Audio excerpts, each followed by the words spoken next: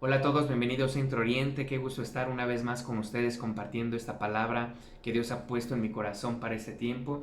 Y bueno, el título de la palabra del día de hoy se llama ¿Qué sucede cuando llega Jesús? Y bueno, el punto número uno es que la llegada de Jesús puede cambiar la historia.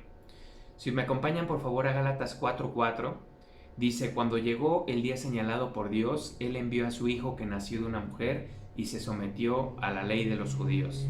Dios tenía un día señalado para la llegada de su Hijo Jesús. ¿Y qué pasó cuando Jesús llegó a este mundo? Que Él cambió la historia completamente de la humanidad. Fíjense que algo que a mí me llama mucho la atención es que personas que no creen en Dios, sí que no creen en el mismo Jesús, siguen viviendo en el 2020 después de Cristo. Cómo la llegada de una persona tan especial pudo cambiar y pudo partir la historia en dos, ¿verdad? Y así es como lo que Dios quiere hacer con nosotros. Cuando Jesús llega al corazón de una persona, es por ejemplo, en mi caso, ¿no? Es el antes de Luis y el después de Luis, ¿no? Hace 13 años yo pude tener un encuentro con Dios y de verdad yo experimenté mi antes y mi después. Y cuando tú le invitas a entrar a tu corazón, cuando tú le invitas a tomar el control de tu familia, es el antes de mi familia, el después de mi familia, el después de mi enfermedad, ahora el área de la salud, ¿verdad? En la derrota ahora se convierte en victoria. O sea, Dios viene a marcar en tu vida un antes y un después. Un antes en mi matrimonio era un fracaso, estábamos a punto de divorciarnos y ahora un después es un matrimonio donde hay amor, donde hay respeto, donde nos podemos amar mutuamente, ¿verdad? Entonces es bien importante entender cómo esa llegada de Jesús puede cambiar la historia de una vida, la historia de una familia. El punto número dos es la llegada de Jesús trae alegría.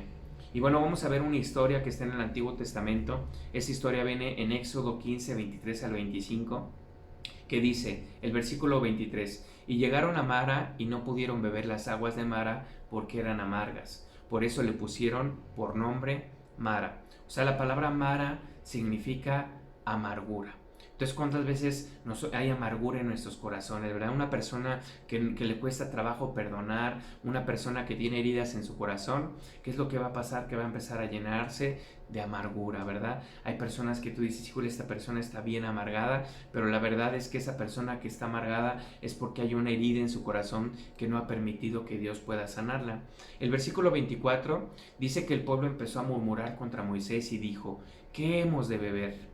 Y en el versículo 25 Moisés empieza a clamar a Dios y dice la palabra de Dios que Dios le mostró un árbol y lo echó en las aguas y las aguas se endulzaron. Fíjense, el pueblo de Israel sale de Egipto, tenía mucha sed y quería tomar esas aguas, entonces se molestaron porque estaban llenas de amargura. Pero aquí lo que Dios hizo es que les dijo que echaran un árbol al agua y cuando esa madera tocó el agua, entonces pudo endulzarse y pudieron beber de esa agua. Y eso es lo que hace Jesús en nuestras vidas. De hecho, la madera representa a lo que Jesús hizo por nosotros, a lo que Jesús hizo por cada uno de nosotros.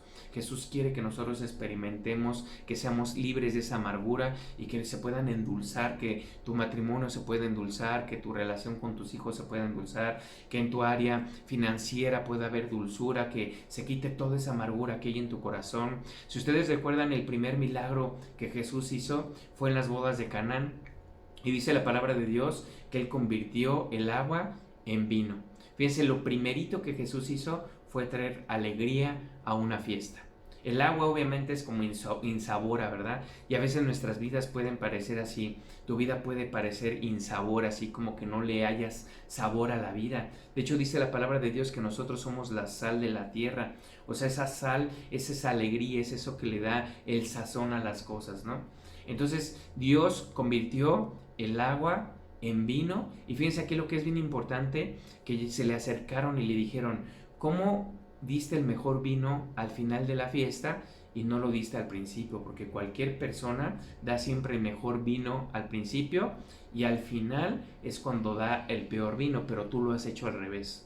Esto habla de que a lo mejor en tu vida piensas que ha llegado el final, a lo mejor te sientes al borde del divorcio, al borde en tu salud, ¿no? A lo mejor te sientes enfermo, a lo mejor ya no encuentras la salida, a lo mejor te quedaste sin trabajo, no sé cuál sea la circunstancia por la que tú puedas estar pasando, pero yo te digo de parte de Dios que Jesús ha preparado el mejor vino para el final.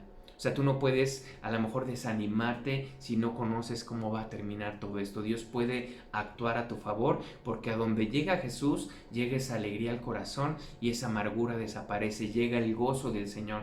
De hecho, la palabra de Dios dice que el gozo del Señor es nuestra fortaleza. Y Dios te puede llenar de gozo aún en este momento, aunque tú estés pasando situaciones difíciles, ese gozo del Señor puede venir a tu vida y puede levantarte y restaurarte.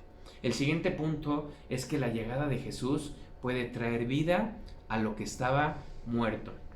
Si ustedes recuerdan, la hija de Jairo estaba muerta y le dijeron a Jesús que fuera a levantarla, ¿no? Y Jesús les dijo, la niña no está muerta, sino duerme. Fíjense, aquí es bien interesante porque muchas cosas que para nosotros están muertas, Dios las ve como que solamente están dormidas. O sea, cuando nosotros llegamos a un punto donde decimos, híjole, yo creo que ya está muerto esto de mi trabajo, yo creo que está muerto mi carrera, ¿no? Ya no pude seguir estudiando, yo creo que este matrimonio ya no se rescata con nada, yo creo que ya mis hijos están tan rebeldes que ya no voy a poder volver a ganarme su corazón. Entonces aquí Jesús ve las cosas solamente como dormidas. Si ustedes recuerdan la historia de Lázaro, dice la palabra de Dios que le dijeron a Jesús que Lázaro estaba enfermo y Jesús se quedó algunos días más y dice que cuando llegó a ver a su amigo Lázaro ya tenía 4 días de muerto. O sea, imagínense una resurrección de media hora, ¿no? Después de morirse, o a lo mejor una resurrección de un día, una resurrección de 2 días, ¿no? Pues cada vez sería más difícil. Pero aquí Jesús mismo quiso esperar. ¿Por qué? Porque entre más esperara, el milagro iba a ser más fuerte. ¿Verdad? Jesús quería glorificarse, Jesús quería llamar la atención de la gente y mostrarles lo poderoso que él podía hacer. Por eso, de hecho, cuando llegó Jesús con Lázaro le dijeron, es que ya lleva 4 días muerto, ya hiede. O sea, imagínate a qué huele una persona que se murió hace 4 días, pues horrible, ¿no? Entonces aquí Jesús no llegó tarde, Jesús llegó en el momento exacto.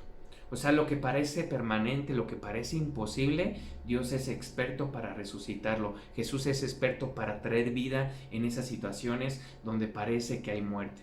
De hecho, estaba escuchando apenas una enseñanza de la Biblia que habla de los profetas de Baal cuando Elías, si ustedes recuerdan, que Elías les retó a los profetas y les dijo, vamos a hacer 2 sacrificios y el Dios que responda con fuego, ese Dios va a ser el Dios verdadero, ¿no? Entonces dice que los profetas de Baal y de Acera, que empezaron a hacer ritos, que empezaban a sangrar, que le hablaban a su Dios para que mandara ese fuego sobre esa ofrenda, y no lo mandó. Entonces Elías empezó a burlar de ellos, y dice que cuando le tocó su turno le dijeron, échele más agua, ¿no? Échele varias cubetas de agua, y ahora puso la madera, puso el agua, puso la zanja, puso el sacrificio, y dice que Dios respondió con fuego. Pero fíjense aquí lo que es interesante es como dice que el agua se secó, ¿no? Se evaporó totalmente. Y dice que la madera y el sacrificio también totalmente se quemaron. Pero lo que es interesante dice que también se quemaron las piedras del sacrificio. Si ustedes recuerdan, puso 12 piedras que representan las 12 tribus de Israel. Entonces dice que puso esas 12 piedras, pero dice que las piedras también se quemaron. Y las piedras representan a lo que pudiera ser permanente, lo que pudiera ser permanente en tu vida. O sea, Dios aún lo que parece permanente tiene el poder para transformarlo. El siguiente punto es que la llegada de Jesucristo trae esperanza. Si ustedes recuerdan la historia de la mujer de flujo de sangre, dice que esta mujer era una mujer que llevaba 12 años buscando en doctores porque quería encontrar sanidad. Entonces ella se enteró que Jesús iba a llegar a ese lugar y ella volvió a tener esperanza. Ella pensó, si tan solo tocara el borde de su manto, entonces yo sería sana. Entonces ella, a pesar de que, imagínense, ya 12 años buscando una sanidad, pues ella yo creo estaba totalmente desanimada, ¿no? Pero el saber que Jesús venía, entonces se despertó eso, ¿no? Y fíjense, la palabra esperanza significa tener una buena expectativa de las cosas que vendrán. O sea, una persona que tiene esperanza es decir, bueno, si está pasando todo esto del coronavirus, si está la pandemia, mucha gente está perdiendo trabajos, la economía va de bajada, pero yo tengo una buena expectativa de las cosas que están por venir. Y eso lo puede traer Jesús a tu vida. Cuando Jesús llega a tu corazón, Él te puede dar esa expectativa de cosas buenas para ti. El siguiente punto es, la llegada de Jesús trae sanidad. O sea, esta mujer tuvo esperanza, pero no solamente eso, sino que cuando llegó Jesús, ella tocó el borde de su manto e inmediatamente recibió sanidad de 12 años con flujo de sangre. Entonces, cuando Jesús llega a tu vida, puede quitar toda enfermedad, puede traer sanidad a tu cuerpo, puede traer sanidad a tu corazón. No importa la enfermedad que te digan, a la que te dijeron, a lo mejor cáncer, diabetes. O sea, Jesús es todopoderoso, Dios es todopoderoso y no había enfermedad. O sea, había leprosos, había ciegos, había mudos, había paralíticos. Jesús los sanaba a todos. Entonces, para Jesús no hay nada imposible, no importa lo que te hayan dicho que tienes, no importa la enfermedad que tú tengas, Jesús tiene el poder para traer sanidad cuando Él llega a una vida, cuando Él llega a un corazón. El siguiente punto es que la llegada de Jesús puede llenar los vacíos que hay en el corazón. Si ustedes recuerdan, en la palabra de Dios hay una historia de una mujer que es samaritana, que Él se le encuentra al lado de un pozo y entonces le pide que le dé de beber agua. Entonces Jesús le dijo que Él era el agua viva. Le dijo, si alguno bebiera de esta agua, no volverá a tener sed jamás. Y fíjense aquí, lo que es bien interesante es que esta mujer samaritana había tenido 5 maridos y vivía con una persona que no era su marido. O sea, imagínense, 5 maridos y con el otro vivía en unión libre. O sea, era una mujer que tenía sed, ¿verdad? Tenía sed de caricias, tenía sed de sentirse amada, de sentirse abrazada. Entonces andaba con uno, andaba con otro, andaba con otro. Todo el tiempo buscaba saciar esos vacíos de su corazón, pero Jesús le dijo que Él era el agua viva, que cuando Él llegaba, esa sed iba a desaparecer de su vida. Y muchos de los vicios que a veces teníamos, pues son por causa de esos vacíos. Hay vacíos en el corazón que buscan ser llenados, ¿no? Jovencitas que que no se sienten amadas, que empiezan a llenar esos vacíos, jóvenes con drogas, con cigarro, con alcohol, ¿verdad? Cualquier tipo de vicio. Yo creo que las personas que tienen algún tipo de vicio es realmente porque quieren llenar esos vacíos de su corazón y buscan la salida en diferentes cosas, pero no encuentran esa salida, sino que cada vez empiezan a sentirse más y más vacíos, y ese vacío se hace cada vez más grande hasta que no llega Jesús, y Jesús puede llenar ese vacío que hay en el corazón. Jesús puede saciar la sed que hay en nuestras vidas. El siguiente punto es: la llegada de Jesús puede traer provisión a tu vida. De hecho, si ustedes se acuerdan, en Juan 10:10 dice que el ladrón vino para hurtar, matar y destruir, pero Jesús vino para darnos vida y vida en abundancia. Y bueno, tocando este punto me acordé mucho de la historia de Pedro. Dice que la palabra de Dios que Pedro estuvo toda la noche tratando de pescar y no había pescado nada. Y dice que de repente llegó Jesús y le dijo: Pedro, echa de nuevo las redes. Y Pedro le dice: Señor, no hemos pescado nada, pero en tu nombre echaremos la red. Entonces dice que volvió a echar la red, y cuando echó esa red dice que todos los peces empezaron a venir y se hundía el barco y tuvieron que pedirle ayuda a otro barco para poder retener esa cantidad de peces. O sea, cuando Jesús viene, Jesús trae abundancia. Si ustedes recuerdan, también dice que Jesús alimentó a 5,000, ¿verdad? Con 2 panes y 3 peces.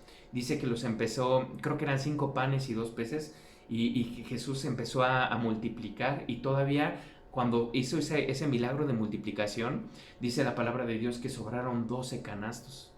Fíjense cómo Dios es un Dios de abundancia, y no solamente te provee todas tus necesidades, sino también Él hace que sobre, ¿verdad? Para que tú puedas compartir con los demás, para que tú seas una bendición también para otras personas. El punto siguiente es: la llegada de Jesús trae visión. Si se acuerdan ustedes del ciego Bartimeo, dice que Jesús pasó y le dijo: Jesús, hijo de David, ten misericordia de mí. Y Jesús se acercó y le dijo: ¿qué es lo que quieres que haga? Y Bartimeo le dijo: Señor, quiero ver. O sea, él quería, antes que cualquier cosa, él quería tener una visión, él quería ver hacia dónde va. Y muchas veces en nuestras vidas pasa que nos encontramos en tinieblas, ¿verdad? En oscuridad, no sabemos qué hacer, no tenemos un propósito en nuestra vida, pero a veces mucha gente, hasta que tiene empresas, negocios, se suicidan. Hay gente famosa que se suicida. ¿Por qué? Porque no encuentra ese propósito personal que Dios quiere que ellos puedan cumplir en esta vida. Muchas veces el ¿qué voy a hacer? ¿No? Yo creo que tú y yo nos hemos hecho esa pregunta muchísimas veces. ¿Qué voy a hacer? ¿Qué voy a hacer en esta situación?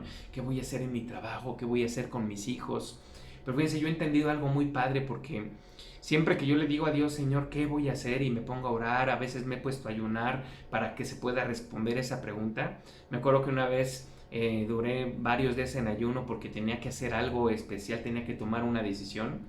Y terminando esos días de ayuno, lo único que Dios me dijo fue, confía. Y siempre en la palabra de Dios, Jesús siempre les decía, que no te he dicho que si crees verás la gloria de Dios. Confía, cree en mí. Entonces esa es la respuesta. Casi siempre que nosotros tenemos la pregunta, ¿qué voy a hacer o qué tengo que hacer? Jesús te va a dar la misma respuesta y es confiar. Y yo creo que algo bien interesante que entendamos también es cuando decimos ¿qué voy a hacer? Cambiar esa pregunta por ¿qué hizo Jesús? ¿Qué hizo Jesús por mí? Jesús ya me bendijo, Jesús ya me sanó, Jesús ya restauró todo mi matrimonio, Jesús restauró mi familia. En la cruz del Calvario ya pagó un precio muy alto por mí. Jesús ya me liberó de todo vicio, Jesús ya me dio una nueva vida, Jesús ya me liberó. Entonces, en lugar, ¿qué tengo que hacer? ¿Qué tengo Jesús? ¿Y qué hizo Jesús? ¿Y qué es lo que tenemos que hacer? Pues confiar en Dios. Y el último punto es, la llegada de Jesús quita las cargas y el cansancio. Y dice en Mateo 11:28, vengan a mí todos los que estén cargados y cansados, y yo los haré descansar. O sea, Jesús llega a tu vida y Jesús se pone ahí y te dice, ven a mí, ¿verdad? Yo he llegado, ahora tú tienes que dejar todas esas cargas. Yo te voy a dar descanso. La llegada de Jesús trae descanso al corazón. Entonces aprende a descansar a Jesús. Yo no sé la situación por la que tú puedas estar pasando. Yo no sé lo que tú estás viviendo, pero puedes llegar delante de Jesús y decirle, Señor, aquí te entrego esas cargas, Señor, ya no las quiero llevar yo. Ahora, Señor, yo quiero que tú lleves todo eso, Señor, todas esas preocupaciones, todo lo que he estado viviendo, todas circunstancias, Señor. Yo solamente voy a confiar en ti, Señor. Yo solamente voy a recibir ese regalo, el por el cual tú pagaste por amor a mí. Y bueno, vamos a ver Apocalipsis 3:20, que dice, yo estoy a la puerta y llamo. O sea, Jesús ha llegado, Jesús está a la puerta y está llamando. Dice, si oyes mi voz y me abres, entonces yo entraré a tu casa y cenaré contigo. Aquí el único requisito que se necesita es que tú oigas su voz y que le abras. Jesús está tocando la puerta de tu corazón. Yo no sé si a lo mejor hay alguna área en tu vida donde no ha llegado Jesús, donde no has permitido que Jesús llegue y tome el control de esa área. Jesús está tocando y te dice, hijo mío, hija mía, abre esa área de la falta del perdón, esa área del enojo, esa área de la culpabilidad, esa área de la condenación. Yo quiero entrar en esa vida, esa área a lo mejor de las cosas que haces en lo oculto, que nadie sabe, que te han estado manteniendo esclavo en todo momento. Yo quiero entrar también en esa área. ¿Por qué no le dices al Señor que quieres que entre? ¿Por qué no le dices al Señor, Señor, yo te abro la puerta, Señor? Yo quiero que entres a mi corazón, Señor, y quiero abrir todas esas áreas. Señor, hoy he entendido, Señor, a través de esta palabra, que tú quieres cambiar mi historia, Señor. Hoy he entendido, Señor, que tú quieres traer esa alegría a mi corazón. Señor, tú quieres traer vida, Señor. Tú quieres traer esperanza a mi vida. Tú quieres traer sanidad. Yo no sé si tú estás enfermo, enferma. Dile, Señor, hoy abro esa puerta, Señor, para que llegue el sanador a mi vida, Señor. Así como esa mujer de flujo de sangre que tocó el borde de tu manto. Así yo declaro que el manto de Jesús te está tocando y que tú estás recibiendo sanidad en este momento. Jesús viene para llenar esos vacíos de tu corazón. A lo mejor estabas buscando en personas, en vicios, en situaciones, llenar esos vacíos que había en tu corazón, pero Jesús te dice, yo soy el que llena los vacíos de tu corazón. Y así como esa mujer samaritana dice que ella salió corriendo al pueblo alegre y les platicó a todos lo que Jesús había hecho y ganó a todo el pueblo para el Señor Jesús. Así Dios te va a usar grandemente, pero Él quiere llenar cada vacío que hay en tu vida, en tu corazón. A lo mejor te hace falta provisión, a lo mejor te has sentido como Pedro, ¿verdad? Que dices, es que Señor, es que toda la noche he estado buscando, toda la noche he tratado de pescar, Señor, estoy cansado, estoy desanimado, he tocado puertas, he buscado trabajo y no he encontrado. Jesús te dice, echa de nuevo la red porque yo he llegado. Y cuando tú echas de nuevo la red una vez más, creyendo en su palabra, creyendo en lo que Él te dice, esa puerta se va a abrir, ese trabajo se va a dar, ese negocio se va a dar, ese dinero que necesitas, Dios lo va a proveer porque Dios ha llegado. Jesús trae provisión a tu vida, solamente te dice que tienes que confiar en Él. Y no sé si a lo mejor tú te has sentido cargado, cansado. Jesús te dice, ven a mí si te has sentido cargado, cansado, que yo te voy a hacer descansar. Dile, Señor, gracias, Señor, hoy te invito, Señor, hoy abro todas esas puertas de mi corazón, esas áreas, Señor, en las que no te había dejado entrar, Señor, y te invito, Señor, a que tomes el control total y absoluto de mi vida. ¿Por qué no repites conmigo, Señor Jesús? En esta hora yo te acepto y te recibo como mi Señor y mi Salvador. Jesucristo, gracias, Señor, porque donde llega, Señor, llega la abundancia, Señor, y hoy abro mis manos, Señor, para recibir esa abundancia que tú tienes preparada para mí. Yo te digo, no es casualidad que estés escuchando este mensaje. Dios está hablando a tu corazón y Dios quiere que tú lo abras porque Él quiere transformar tu vida, quiere cambiar tu historia, quiere hacer un antes y un después en tu vida. Te damos gracias, Señor. Amén.